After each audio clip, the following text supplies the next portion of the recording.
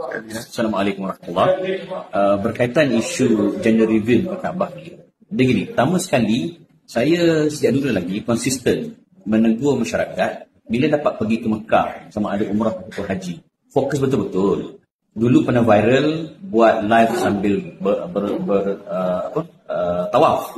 Ada juga yang promo produk depan Kaabah. Ini semua adalah satu amalan-amalan yang merugikan. Sebab nak pergi ke Mekah bukan senang. Dan bila dah pergi tu, boleh tak letak handphone ke tepi, fokus betul-betul ibadah umrah, ibadah haji. Saya tahu dalam isu reveal gender ni, mana-mana ibu bapa mesti excited untuk umumkan berita jantina anak.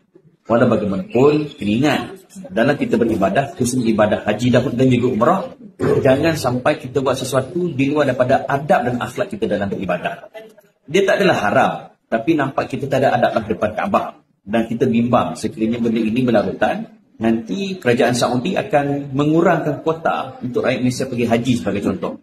Jadi berhati-hatilah sahabat-sahabat, khususnya rakyat Malaysia dalam menunaikan ibadat umrah maupun haji. Dan bila pergi ke sana, tolonglah letak telefon di tepi, fokus betul-betul ibadah. Dan Nabi kata salah satu tanda kita mendapat haji ataupun umrah yang mabrur adalah perubahan akhlak dan juga sikap kita bila kita insya-Allah. Mungkin masa tu saya ni stribut, mungkin dia terlepas pandang ke apa. Saya harap benda ni tak berulang dan para mutawif kena extra careful dalam menjaga akhlak, adab dan disiplin kita ketika berada di tanah Arab.